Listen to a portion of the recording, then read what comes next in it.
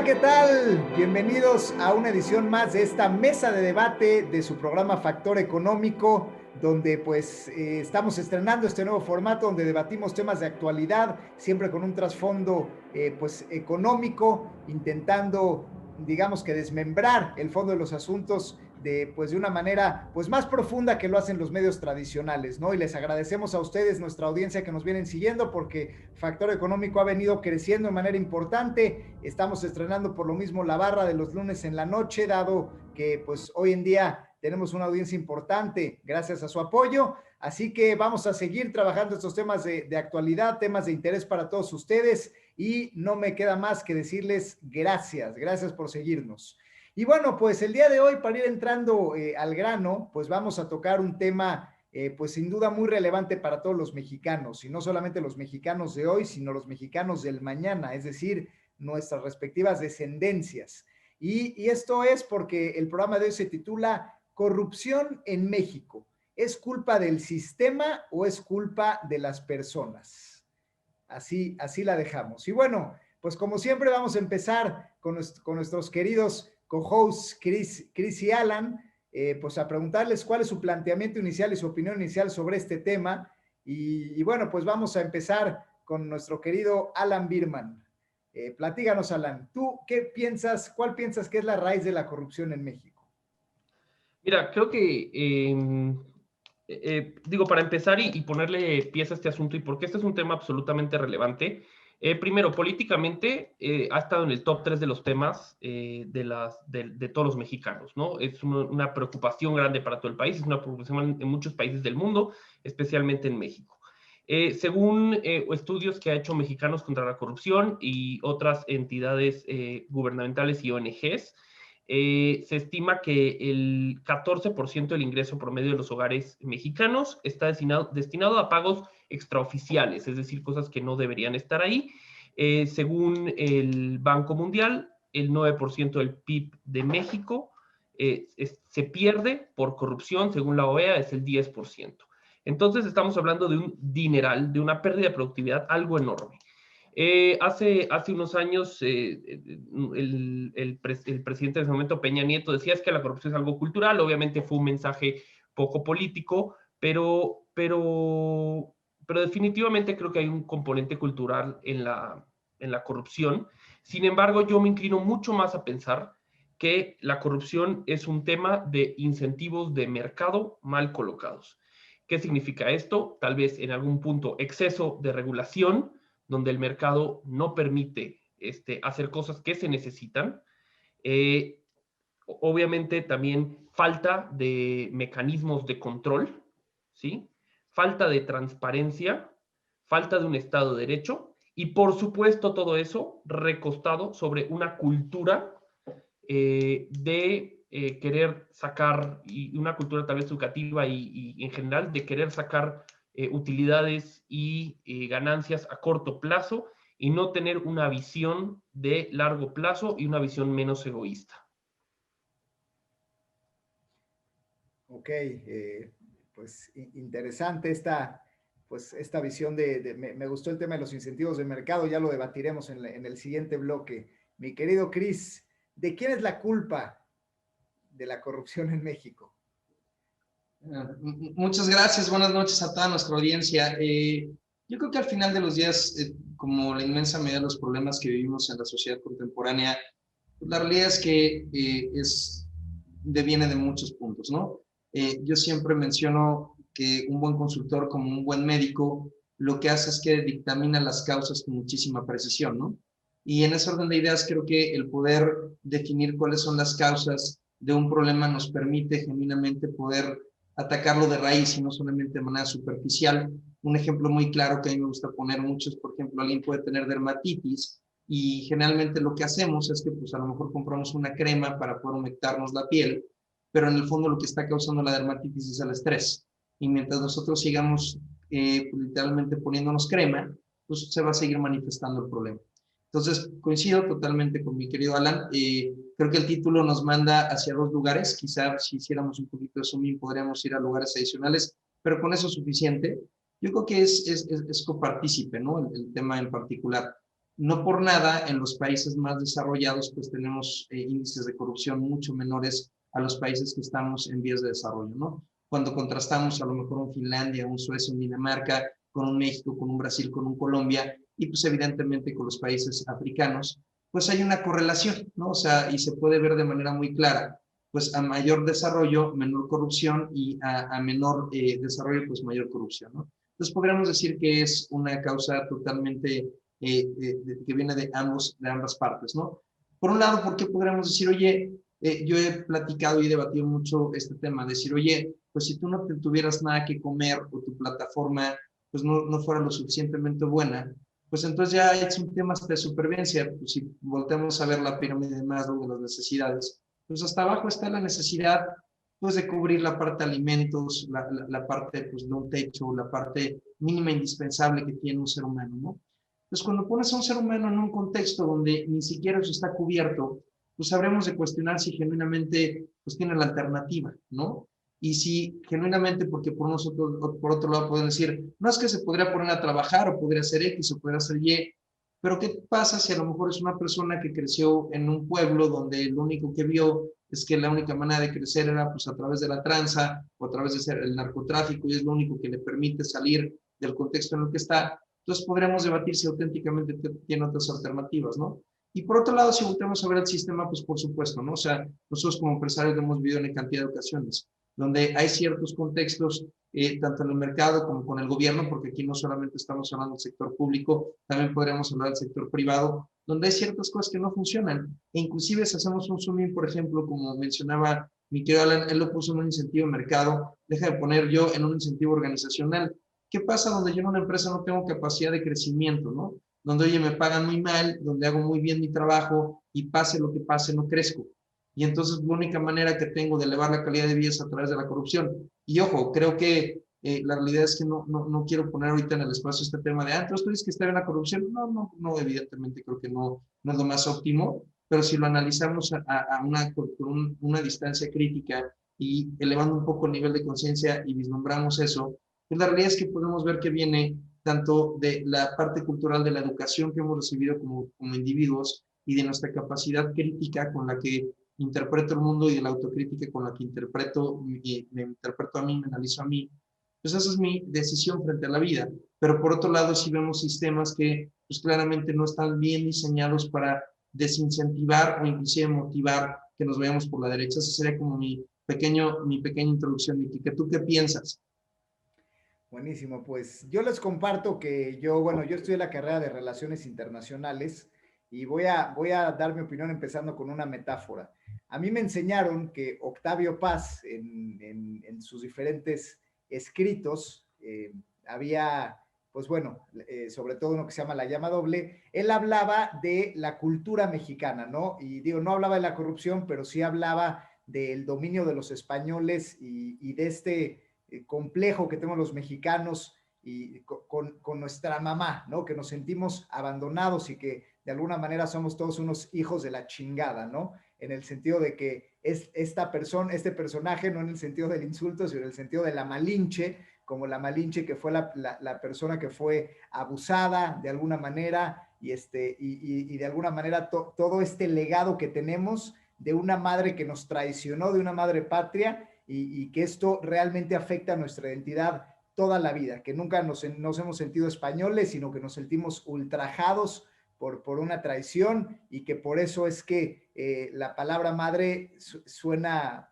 a insulto y de hecho forma parte de nuestro léxico de insultos, ¿no? Entonces, de alguna manera, el objetivo de Octavio Paz era decir, pues que justamente nosotros estamos agraviados por esto que hizo nuestra madre patria de alguna manera, la Malinche, que era este símbolo indígena, que digamos, hacer alianza con Hernán Cortés, pues de alguna manera, pues nos traiciona a todos, ¿no? Entonces, digamos que eso es una justificación como muy tradicional, a decir que nosotros tenemos legados culturales y lingüísticos e ideológicos para tener una forma de ser. Creo que con la corrupción, digo, yo quiero decir que yo no estoy de acuerdo con esta interpretación. O sea, a mí me parece que ya después de pues algunos cientos de años, pues como que ya a mí me resulta infantil decir que pues si los españoles o no los españoles y si la Malinche o la no Malinche, ¿no? Creo que hoy en día existen otros elementos que podrían ayudarnos a reconstruir nuestra identidad, que tienen que ver más bien justamente con el discurso de la realidad que nosotros nos construimos y no con las realidades. Entonces, creo que la corrupción tiene el mismo sustento. Creo que se nos ha llevado a creer que la cultura mexicana tiende a ser ventajosa y tiende digamos, a utilizar la corrupción como algo que está inherente a nosotros, algo del sistema y algo que realmente no podemos combatir, ¿no? Como pareciera que es un mal del sistema, que es de todos, y así como pues todos somos unos hijos de ya dijimos qué, pues también todos somos corruptos por naturaleza, ¿no? A mí me parece que es una manera un poco de evadir responsabilidad, entonces yo pienso que la verdad es que la corrupción es culpa de las personas. Sin embargo, sí creo que la corrupción se da también con un tema, pues también que tiene que ver con fundamentos económicos, que es el costo de oportunidad y el tema, pues del uso de tu tiempo, ¿no? Del uso de tus recursos de manera eficiente, el uso de la asignación de recursos escasos, en este caso el tiempo. Creo que hay un tipo de corrupción, yo dividiría de hecho la corrupción en dos. La corrupción, digamos, digamos, asemejándome a la mentira blanca y a las mentiras, que esas sí son mentiras, ¿no? Yo creo que la corrupción tendría un símil parecido. O sea, hay veces que la corrupción es una manera de evitar costos en tiempo que son ilógicos de un sistema absurdo, ¿no? Por ejemplo, si de repente una empresa le llega una auditoría de COVID, que sabe que el auditor va con toda la intención de sacarle una mordida y decirle, oye, tu gel no está aquí y está acá, y aquí faltó este detalle y faltó este otro, o sea, que no van a ir con un fin constructivo, sino van a ir a multarte, pues claro que una empresa dice, bueno, pues me voy por la mentira blanca, voy por el tema de, pues, intentar sacar una medida rápida para poder seguir trabajando como empresa, que no me cierren, que no tenga que hacer N trámites y entonces poder seguir trabajando, ¿no? Entonces, digo, obviamente no es que esté justificando este tipo de cosas, pero me parece que ese tipo de motivadores, que es igual, ¿no? A mí un día me pasó, es una experiencia personal, pues invadí yo la línea de un metrobús sin darme cuenta, o sea, y entonces un policía me dijo, oye, pisaste con la llanta trasera la línea del metrobús en un lugar donde no estaba marcado con topecitos. Y entonces, pues me dijo, pues sabes qué, tu coche tiene que ir al corralón de inmediato y pues, y es lo mismo, ¿no? O sea, para mí hubiera significado en ese momento, y yo tengo que ser honesto en el sentido de que pues en ese momento la verdad es que sí me salí por la tangente en ese momento, con una mordida, hay que decirlo con las palabras que son, para poder seguir manejando y poder seguir con mi día y mi rutina, siendo que pues no quería perder mi coche por quién sabe cuánto tiempo, ¿no? Si bien sí hubiera estado dispuesto a pagar, el costo de oportunidad del tiempo es un poco lo que ya se complica un poco más, ¿no? Entonces creo que hay una cierta cuestión de corrupción que es inherente a sistemas ineficientes que pudiera solucionarse con tecnología y pudiera solucionarse con mecanismos alternativos, o sea, digamos, rápidos de toma de decisión y de resolución, aunque eso implicara sanciones, ¿no? Que digamos que en ese momento pudieras pagar multas en línea, que pudieras en ese momento sancionarte y bueno, o sea, de alguna manera pagarlo de diferentes maneras o en tiempo y que tu empresa también tuviera ciertos costos, es decir, eso se podría minimizar.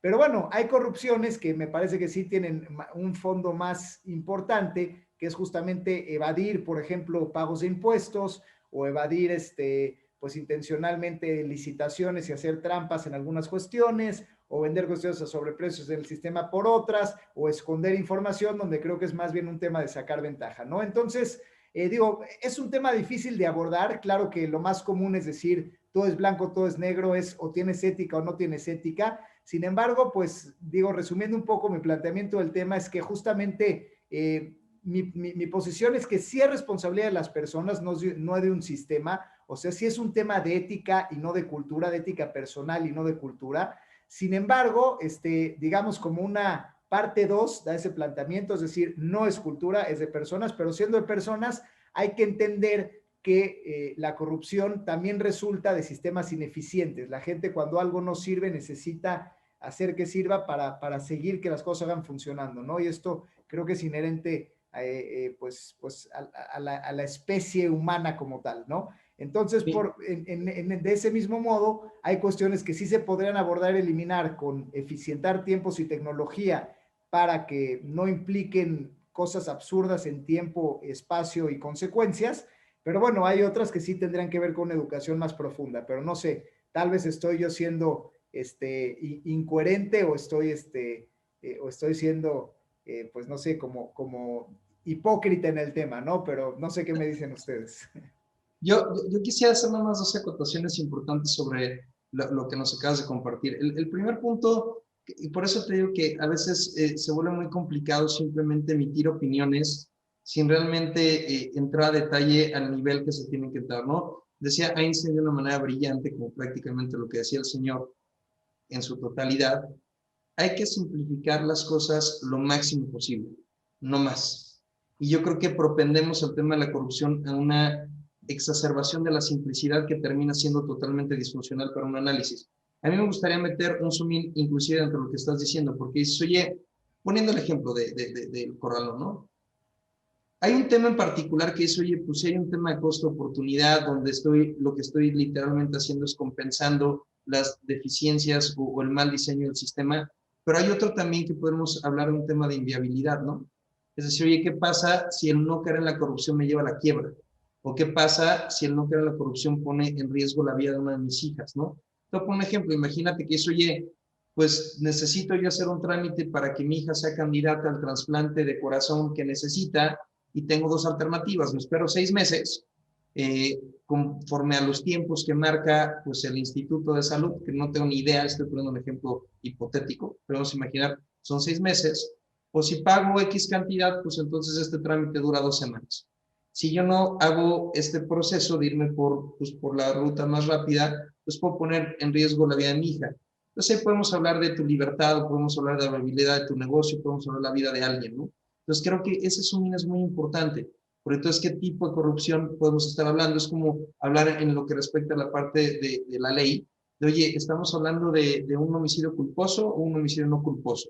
Oye, ¿o qué nivel de gravedad tiene la herida, no? O sea, no es lo mismo si tú demandas a alguien y te dejó un moretón, así te abre, así ya literalmente te manda al hospital. Creo que literalmente tenemos que hablar siempre implementando esto, Enrique, que dices de una manera muy, muy acertada, los matices. No podemos ver la vida en blanco-negro, porque la realidad es que la vida generalmente, en la inmensa mayoría de los casos, tiene grises, ¿ok? Y por otro lado, con respecto al tema, oye, es de las personas. Ahí yo cuestionaría un poco tu punto, porque el individuo no nace en abstracto, güey, o sea, no nace fuera del mundo, el individuo nace en un sistema, ¿ok? Y ese sistema, para bien o para mal, es lo que forma al individuo, ¿ok? Si garantizáramos que ese sistema le permita al individuo, dentro de su proceso de civilización, como lo decía Johnson, decir, oye, hay un proceso de civilización donde yo de repente pues me doy cuenta que algo sí está permitido, que no está permitido, esto sí me gusta, esto no, no, o sea, si yo garantizara que el individuo pasa por un proceso de civilización donde él auténticamente pudiera cuestionarse y conocerse a sí mismo y auténticamente liberarse de todo aquello que lo condiciona o que no lo permite ver más allá. Porque, pues, por ejemplo, a lo mejor para ti, para mí es muy claro que tenemos que hacer un proceso con tecnología y que mandar 100 correos en vez de automatizarlo, pues no tiene sentido.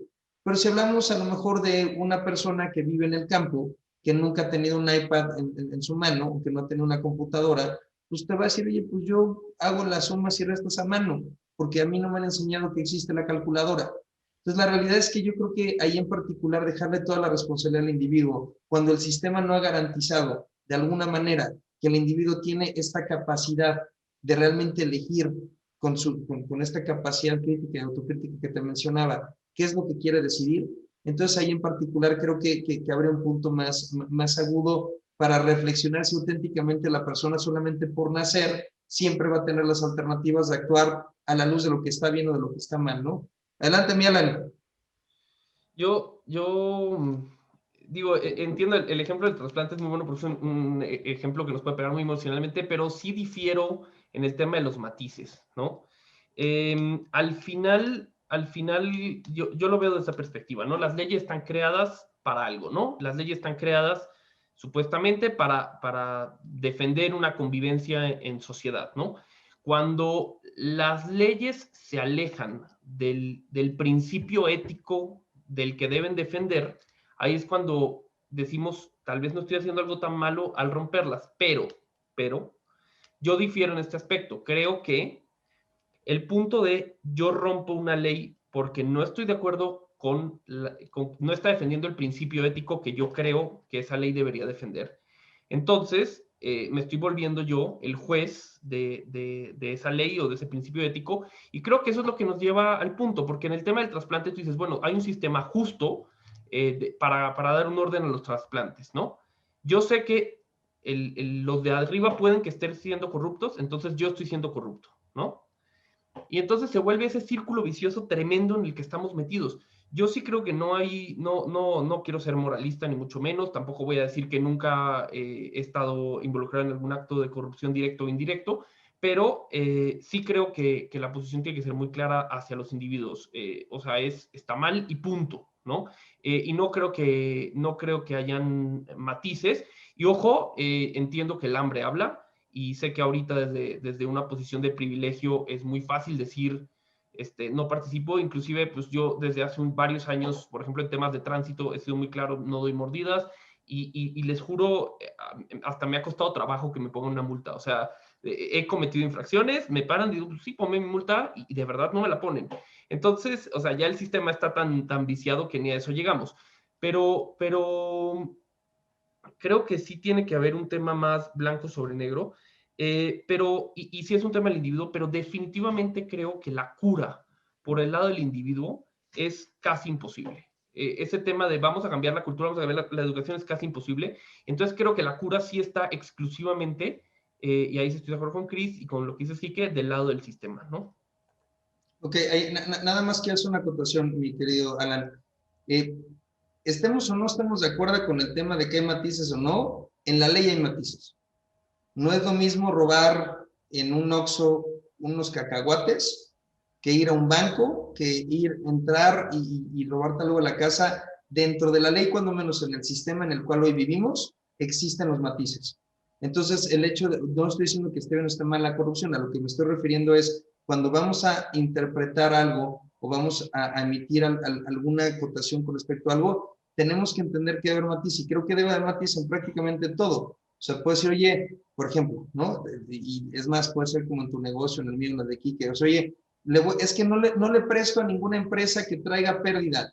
Pues a lo mejor Quique dice, oye, pues sí, pero más o menos, güey, porque pues trae pérdida porque invirtió $1 millón en activo fijo, que bla, ¿no? Entonces, eso es un matiz. Cuando estás dando terapia en particular, oye, sí trae un problema donde tiene mucha ansiedad, mucha angustia, pero pues tenemos que ver el grado de intensidad, la duración, etcétera, ¿no? O sea, yo creo que ver la vida como blanco y negro sería pelearte con la misma realidad, güey.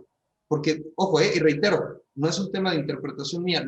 Yo creo que los sistemas al final de los días, y si nos podemos ir a Hobbes o nos podemos ir a Rousseau mediante el contrato social, pues lo que hemos hecho como sociedad es intentar armar los sistemas en la medida de lo posible, lo mejor posible que se pueda. Con todo lo que ese mejor posible va a poder tener grandes deficiencias. Yo no estoy tomando una postura anarquista de, no es que para mí no está bien o está mal, no, porque entonces, pues ahí se frega, porque entonces no habría poder y pues quién sabe, nos vamos al reino de los simios, ¿no? Y a ver quién puede, güey. Lo que yo único que estoy diciendo, sí concuerdo con Quique, es tenemos que realmente, para hacer una aproximación a un tema tan polémico y tan cuidadoso y tan cotidiano, realmente un zoom in. Y me gustaría también hacer una acotación ya para soltar el micrófono, porque hablamos mucho de cultura, pero en mi experiencia prácticamente ninguna persona entiende qué es cultura. Y para mí la cultura, para resumirlo de una manera muy clara y muy sucinta, es la manera en la que hacemos las cosas, la manera en la que hacemos las cosas. A la luz de la RAE, dice que son estos modos de vida, costumbres, conocimientos y grado de desarrollo artístico, científico, etcétera, dentro de cierta población, ¿no? Porque a veces hablamos, la cultura, ¿y qué es la cultura? Pues es muy sencillo, la manera como hacemos las cosas. Y yo creo que, en donde no estoy de acuerdo en absoluto contigo, es que podemos decir, oye, yo creo que el cambio tiene que venir desde no se puede venir desde el individuo. Yo creo que sí, güey, o sea, hay cambios culturales brutales. No sé particularmente el tema de la pandemia, ¿no? O sea, yo creo que hay empresas que cambiaron radicalmente. O sea, oye, veníamos haciendo así las cosas, pasó algo que fue un parteaguas y ahorita las tenemos que hacer de otra manera y cambió la cultura. Yo creo que para cambiar la cultura es un gran desafío, pero yo sí creo que hay países como podemos poner el ejemplo de Noruega, por ejemplo, que me parece un gran país con respecto a lo que ha evolucionado conforme pasa el tiempo. Y yo creo que sí existe esa posibilidad, pero primero tendremos que lo que es tardado, eso es otra cosa, porque sí, a veces lleva un proceso, pero yo sí creo que podremos ver cambios radicales en el sistema donde esos incentivos desaparecen y podemos encontrar una mejor manera de hacer las cosas, ¿no?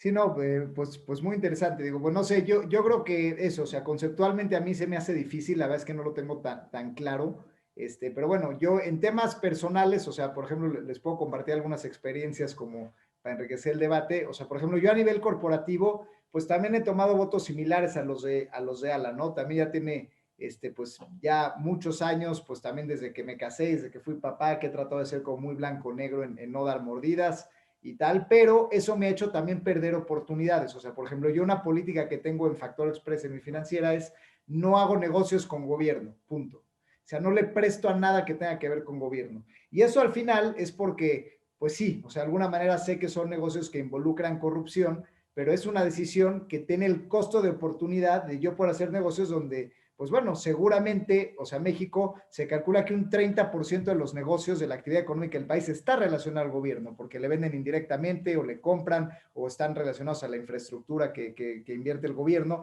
Entonces yo quizá estoy tomando una decisión donde estoy perdiendo o estoy dejando de ganar o estoy excluyéndome de una parte donde mi producto sí serviría, pero no lo estoy haciendo porque sé que el sistema pues está chueco y el sistema está mal hecho y el sistema está diseñado para romperse como única manera de avanzar. Entonces, o entras y lo rompes o no entras porque sabes que es así. Pero entonces coincide en lo que, en que el hambre pues impone, ¿no? Digo, obviamente hay quien puede darse el lujo de decir, ¿sabes qué? Pues yo no me quiero prestar a esto y entonces me hago un lado y pues yo pues no le entro y listo, ¿no? Porque tengo a lo mejor otra alternativa.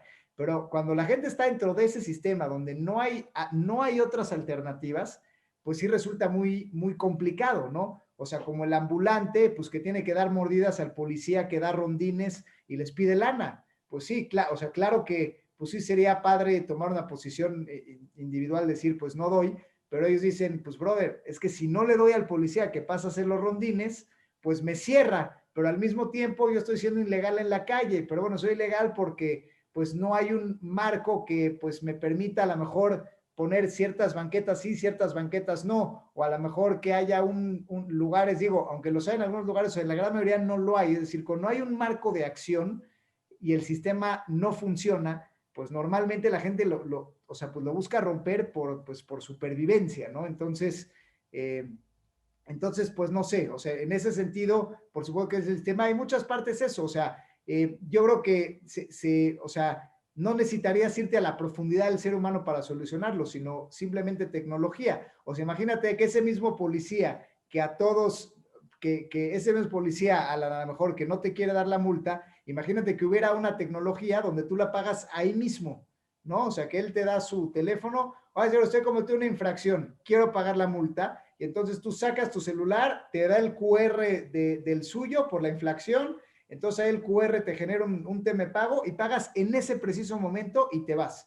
Yo creo que eso generaría pues mucho más posibilidades de que la gente pues de que la gente pague, ¿no? O si las auditorías también fueran electrónicas y en lugar de cierra tu negocio, no cierra el negocio, y digo eso, lo digo por los clientes de la financiera, ¿no? O sea, la gente que de veras tiene importaciones, tiene bodegas, tiene transportes, tiene reglas de sanidad, o sea, todo esto que tiene tantas autoridades y tanto hostigamiento en ese sentido, pues si fuera manejado tecnológicamente de manera transparente, oye, a ver, aquí cumpliste, aquí no, esto tienes una multa y tienes para corregir tanto, o sea, que fuera por sistemas organizados, creo que eso también haría que la gente pues no necesitara la corrupción porque el sistema pone reglas claras para que la sociedad funcione mejor, pero te da alternativas para de alguna manera pues que no sea de vida o muerte, ¿no? Entonces, pues sí, creo que al final, aunque pareciera que es una cuestión ética universal de ser humano, creo que el tema de la corrupción no se puede juzgar igual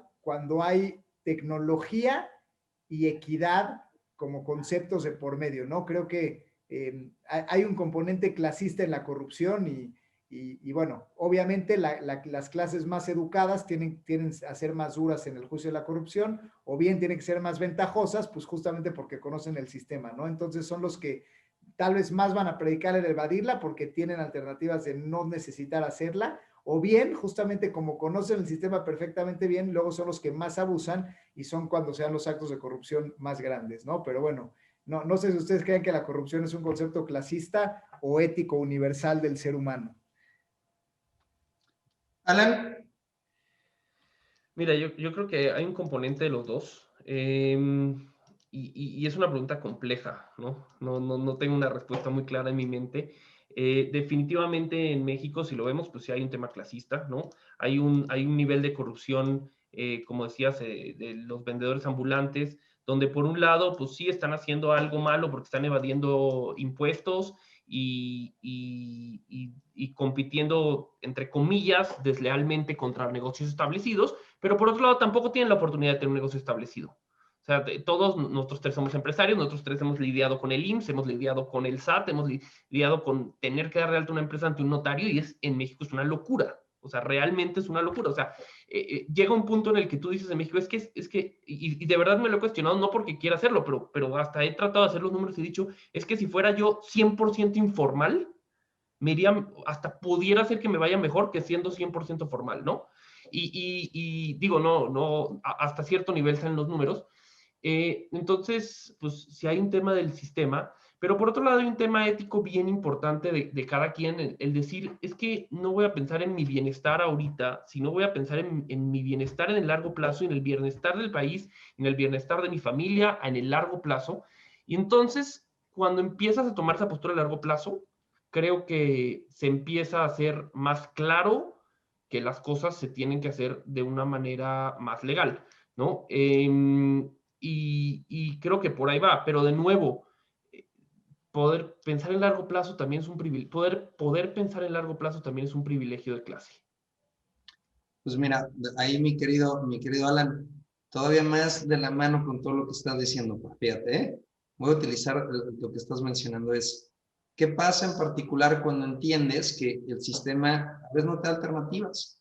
Pues oye, es que hay personas que no tienen la alternativa ni siquiera de ser un negocio establecido.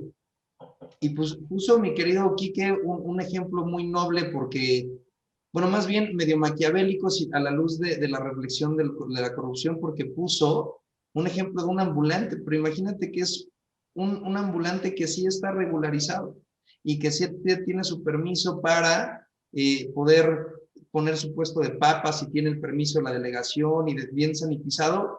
Y sin más, güey, el policía pasa y dice, pues será el sereno, pero a mí me pagas el derecho de piso. O sea, para que te pongas aquí, ya sé que estás legal, ya sé que lo estás haciendo bien, pero ¿qué crees? Aquí las cosas funcionan de esta manera. Entonces, ahí en particular es cuando dice, ¿y cómo no podrá tener matices?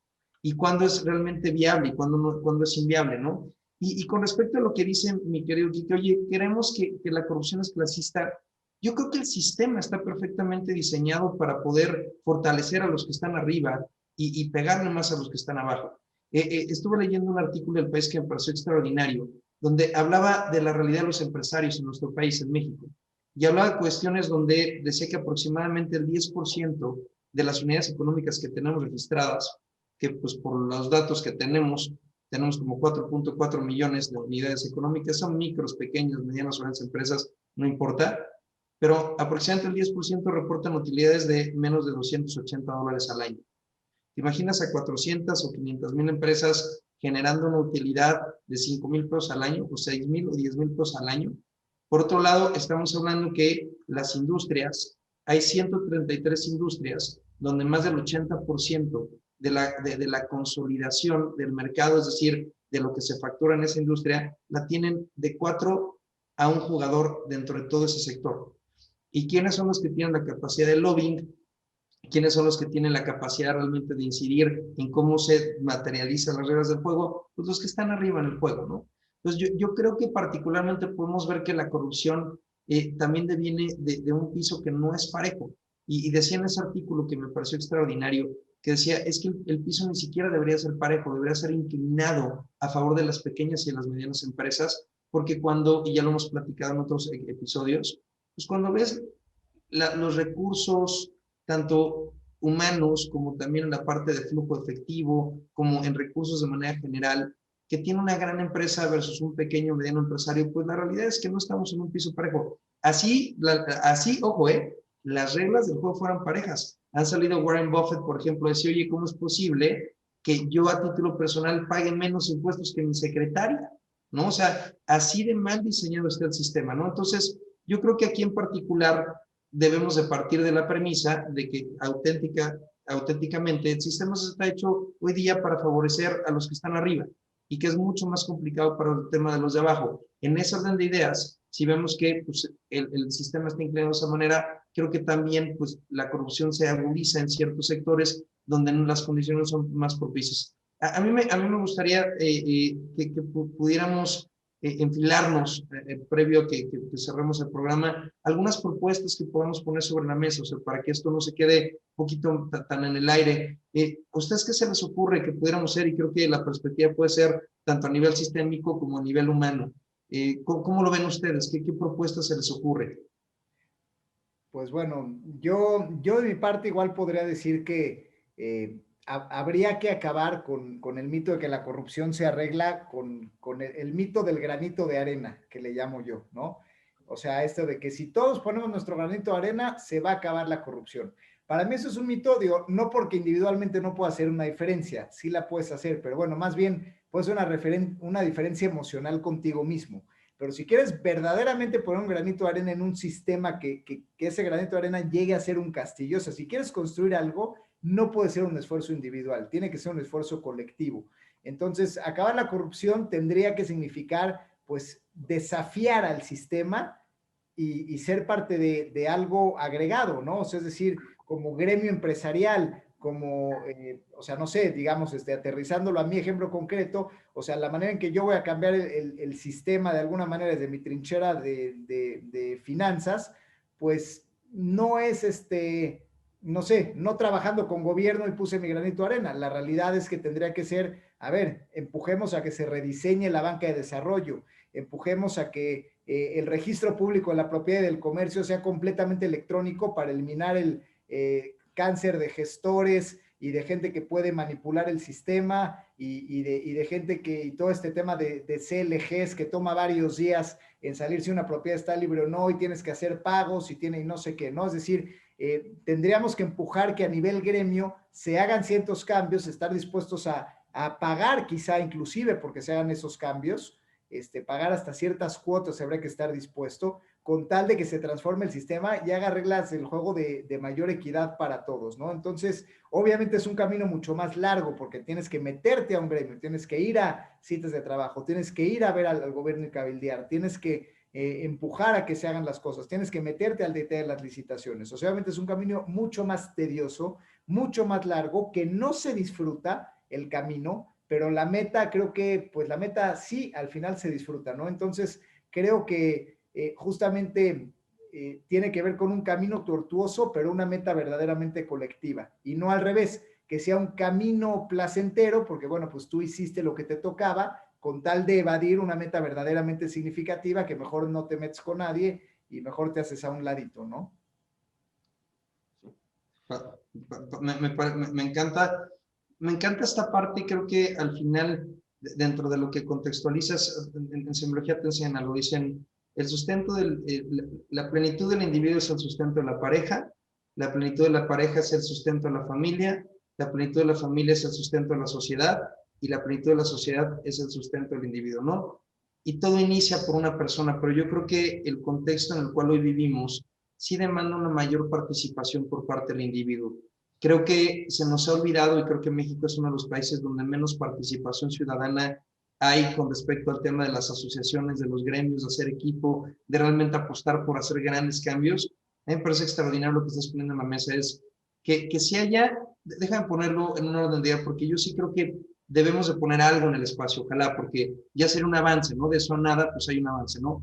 Pero si dentro de eso que estamos dispuestos a poner, realmente ponemos la vara mucho más alta y la visión mucho más a futuro y con grandes objetivos, o sea, que esos pequeños granitos sean grandes granotes, cabrón. O sea, creo que ahí en particular sí podríamos hacer que hubiera una mayor participación ciudadana y yo no creo que México esté en un contexto, yo creo que muchos países como el nuestro, donde la ciudadanía deba de estar con esta profunda indiferencia, ¿no? De pues no sé qué pasó con lo de los fideicomisos y no sé qué pasó con el tema de la nueva legislación. Oye, pues es que sí debes de saberlo y debes de alguna manera pues hacerte notar porque eso te va a incidir de alguna manera. Y eso me encantó lo que puso Quique sobre el espacio, que es realmente que haya una ferviente voluntad de la ciudadanía a no ser tan ajenos. En los países desarrollados ves cómo tratan a los sindicatos, ven cómo realmente hay una vida política en la sociedad mucho más cercana, no tan alejada, donde auténticamente la ciudadanía se siente parte de. Pues creo que eso es un punto. Y por otro lado, y pues mucho desde la perspectiva en la cual nosotros nos manejamos, el título pasado manejo, pues por supuesto apostar por un camino que creo que sin duda va a ser el más largo, pero yo creo que es el único, que es el desarrollo a través de la educación. Es decir, que nos vayamos a soluciones de largo plazo. O sea, creer, y en eso sí coincido con Alan, que el cambio va a ser inmediato en las personas y de un día para otro, pues eso pues no es posible. O sea, al igual que una manzana no pasa verde a rojo y un bebé no se hace en menos de 9 meses, menos de 7 meses, creo que es lo mismo. Creo que cuando vemos el proceso en el cual evoluciona un ser humano y hay un desarrollo de conciencia y una transformación genuina, pues va a tomar tiempo. Y en la medida en la que nosotros podamos poner conceptos como el bien común, como el bienestar en todos los aspectos que mencionabas tú, Quique, cuando realmente hagamos este sentido de unicidad como sociedad, pues creo que cuando esos conceptos sean arraigados de la más tierna infancia, va a hacer sentido esta colaboración, va a hacer sentido que nos unamos y que entendamos que este capitalismo feroz, donde lo único que importa es la competencia y es tu calificación desde chiquito y lo que tienes que hacer es salir en el cuadro de honor, pues ese sistema en el cual nos generan una competencia y una rivalidad, en vez de hacernos sentir más humanos y parte de, pues creo que eso no va a cambiar en el corto plazo. Entonces, yo creo que sea desde esas dos perspectivas. A nivel sociedad, evocar a una mayor participación de la ciudadanía en temas generales, en temas que inciden en todos, y por otro lado, apostar por un sistema educativo que realmente ponga conceptos que generen el bien común, y que el bien común, nada más para dejarlo claro, no es el bien de todos, es el bien de la mayoría, ¿no? Y por otro lado, conceptos como este tema de unicidad o este tema de especie humana, creo que eso podría realmente arrasar en el largo plazo y transformarnos en una mejor sociedad a través de, como siempre, el conocimiento uno mismo y lo que es la parte de la educación, ¿no? Esa sería como mi propuesta. Tú, mi querido Alan. Mira, yo creo que algo que hemos visto acá, que hemos platicado, es este tema del círculo vicioso, ¿no? Del sistema que nutre al individuo y el individuo que nutre al sistema. Y yo, la verdad, creo que el paso número uno es romper el círculo vicioso, y en mi humilde opinión, es más fácil romperlo del lado del sistema que del lado del individuo. Creo que sí, definitivamente, el lado del individuo es la solución de fondo y tiene que ser un tema educativo de largo plazo, pero creo que se tiene que empezar por el lado del sistema, y ahí concuerdo mucho con Quique. Creo que el tema de la tecnología, el tema de la digitalización es una solución fácil. La digitalización de todo, la digitalización de los trámites gubernamentales, la obligación de hacer todos los trámites gubernamentales o trámites grandes entre corporativos sin efectivo, solo por transferencias, la obligación de, inclusive, bueno, ya se está trabajando la digitalización del sistema de justicia, inclusive llegar hasta la digitalización de la democracia, o sea, que podamos participar nosotros. Digo que aunque suena a campaña del actual gobierno, pero que si quieren hacer una consulta popular, se puede hacer con una app en un celular y que el internet llegue a todo México en un segundo y que se pueda hacer consultas, no o sea, de los temas que obviamente se pueda, pero inclusive hasta ese nivel, o sea, que podamos participar de una manera muy activa a través de la digitalización. Creo que ese sería un muy buen primer paso. Creo que en un negocio la confianza, cuando hacemos cualquier otro negocio, pues la confianza es importante, pero ponemos las trabas para que pues ninguno se salga de los parámetros del contrato, ¿no? Y creo que eso está faltando en los negocios. O sea, creo que, por ejemplo, el hecho de que el gobierno no tenga un sistema tipo ERP como una empresa, donde tú puedas como ciudadano meterte a ver en qué se está gastando cada centavo y haya trazabilidad de cada peso, es algo ridículo que no lo tengamos hoy en día con la tecnología que hay. Y por el otro lado, que es un tema un poquito más difícil porque el cambio lo tienen que hacer uno de los grandes beneficios de la corrupción, es realmente revisar el marco regulatorio, ¿no? ¿Para qué está sirviendo cada ley? y cómo podemos simplificarlo para que sirva para lo que realmente sirve. Ahorita justo en la Ciudad de México hemos visto desde 4 o 5 años para acá, por ejemplo, un ejemplo muy, muy sencillo, el tema de los taxis, ¿no?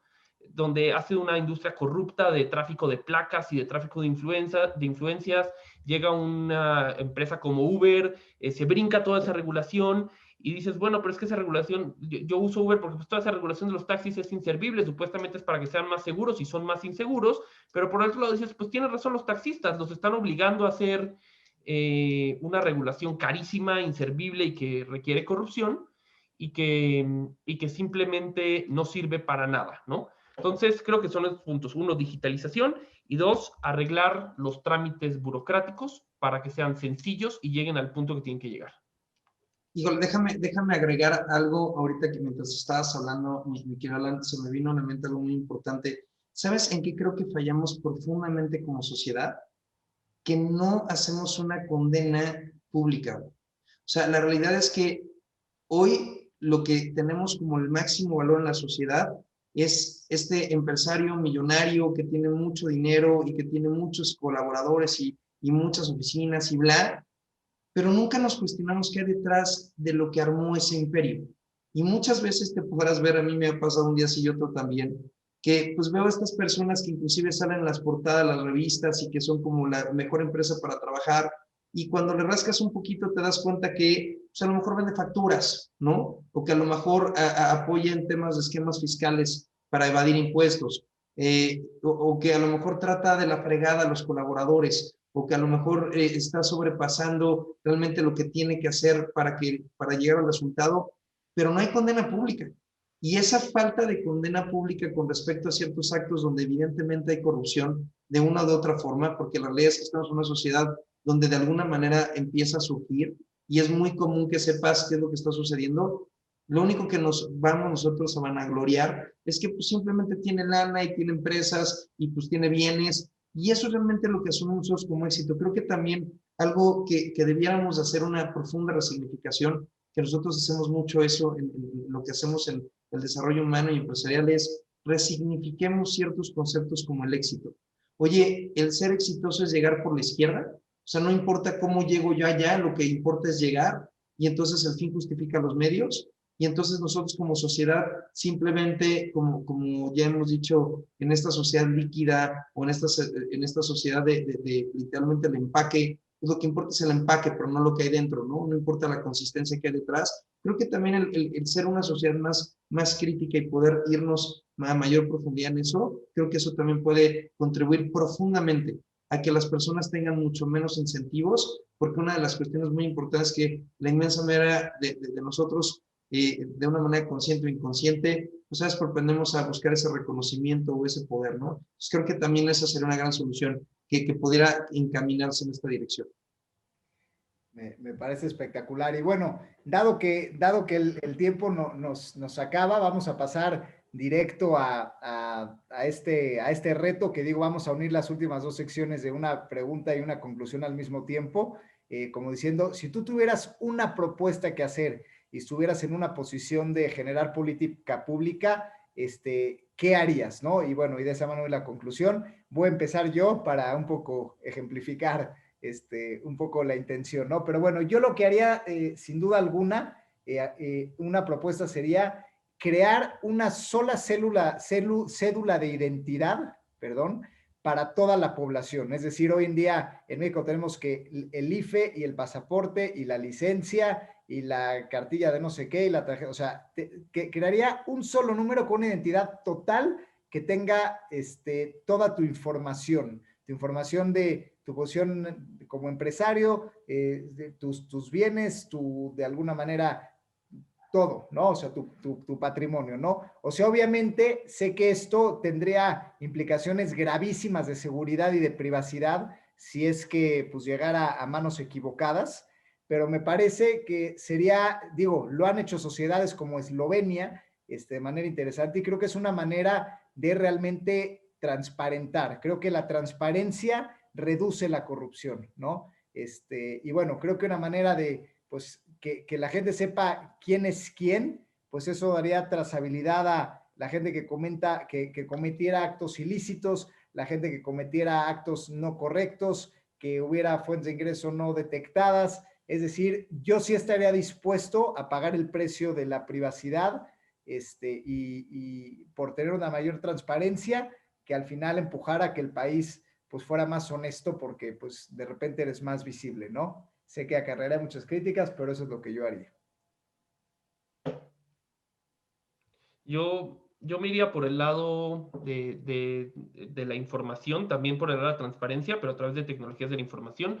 Yo simplemente, mi propuesta sería obligar a que el gobierno, todas las instancias gubernamentales y paragubernamentales tengan que utilizar un sistema común, completamente abierto y transparente, un sistema refiriéndome de tipo a un sistema contable ERP, en el que cualquier persona tenga acceso y pueda ver cualquier transacción que hace el gobierno. Tú eres una empresa que le va a vender al gobierno, tienes que estar dispuesto a que lo que tú le vendas al gobierno es completamente público y que tu competidor va a ver a cuánto vendiste y todo. Esas son las reglas del juego y punto. Para mí creo que eso sería un muy primer paso, porque es un gran obstáculo en contra de la corrupción y un gran avance en temas de competitividad. Ok, yo me iría a un tema de educación. O sea, yo sí me iría, creo que la realidad es una solución de largo plazo, pero yo creo que a ciertos problemas solamente hay soluciones profundas. Yo replantearía todo el sistema educativo, donde pusiéramos, pues es lo que mencionaba aquí que hace unos momentos, ¿no? Decir, oye, ¿de qué manera garantizamos que la realidad, a sabiendas de que el individuo crece en un sistema, que sea el mismo sistema el que le provea las herramientas para darse cuenta de que lo que él decide frente al mundo es derivado de su propia decisión, de esta posición de realmente apropiarse de sus propias acciones, y por otro lado, donde el cual pudiera meter conceptos que hicieran que la humanidad fuera mejor, ¿no? Como los que mencioné. La parte de bien común, o la parte de bienestar, o la parte de colectividad, o como raza humana. Yo creo que en el fondo sería la única solución de largo plazo que genuinamente pudiera dar frutos contundentes. Esa será mi conclusión. Pues muy interesante. Digo, en resumen, creo que todos coincidimos en que, bueno, están los dos puntos de vista, tanto el de que desde el sistema nace, obviamente desde el sistema partiendo de la transparencia del propio sistema, que es lo que comenta Alan a través de la tecnología y la rendición de cuentas, yo la transparencia inducida hacia el propio individuo, que es lo que yo sugiero, que el sistema te sugiera ser transparente para saber realmente quién está detrás de las cosas, o bien las responsabilidades del individuo, ¿no? Que viene desde un proceso formativo de largo plazo, pues para hacer un cambio trascendente. Pero bueno, pues al final vivimos en un país corrupto y creo que tiene varias aristas el tema, pero creo que el solo hecho de atreverse a abordarlo formalmente sin politizar, si se fijan, no mencionamos nombres de partidos políticos, no separamos digamos que la raza de los políticos y el resto de nosotros, es decir, creo que le entramos al tema de una manera honesta y pareja, y creo que esto es lo que México necesita, ¿no? Entender que es un problema de todos, entender que es un problema nacional y que no es un problema de ocupacional, de que depende qué tipo de ocupación tengas, entonces eres o no eres, ¿no? Pero bueno, les dejamos esa pequeña píldora de reflexión para que se la queden, nos hagan comentarios, nos hagan sugerencias sobre temas que les guste escuchar. Esto es Factor Económico y nos despedimos de ustedes. Yo soy el doctor Enrique Pressburger, nos acompañan Cris Perla, Alan Birman. Gracias y hasta la próxima.